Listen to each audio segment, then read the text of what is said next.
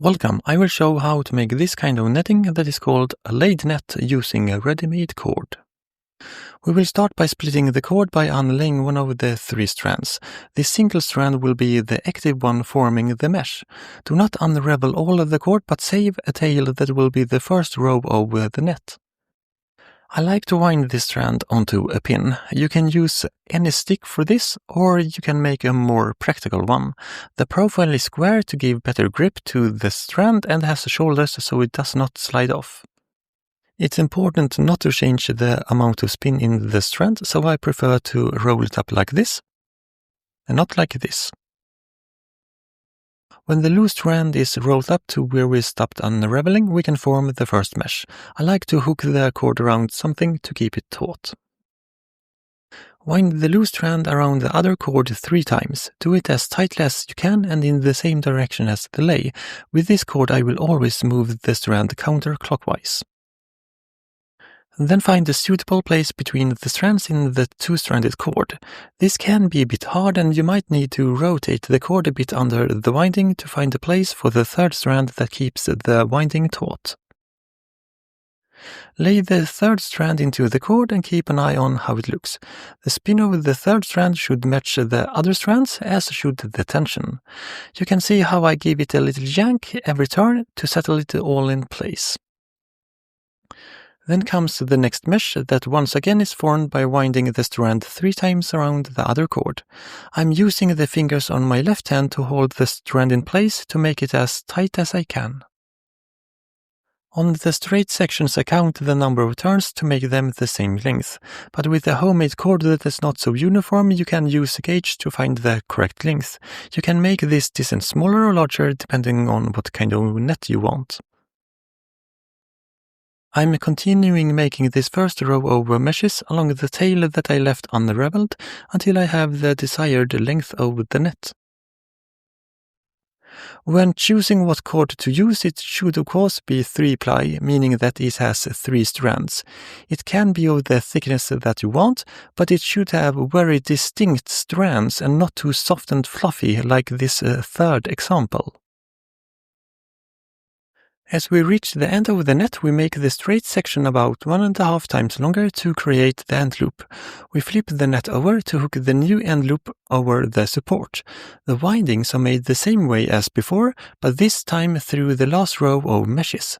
And this continues until the net is finished.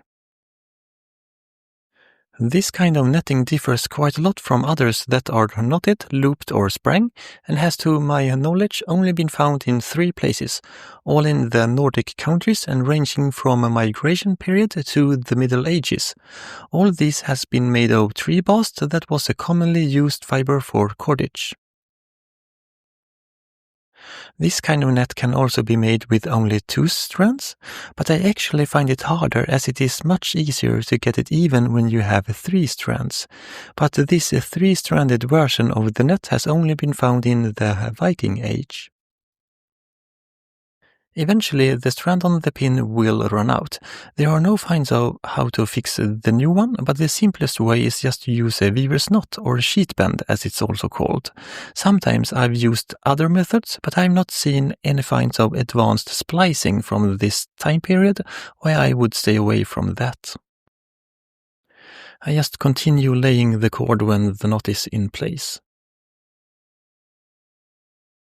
Observe how I move the pin when making the straight sections. I might rotate it a bit when shifting hands, but I always rotate back again. One might be tempted to rotate it in circles like this, but that would change the twist of the strand, which we do not want.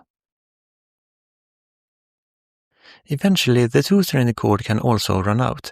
You can tie in the new cord with a similar knot as before, but it becomes quite bulky.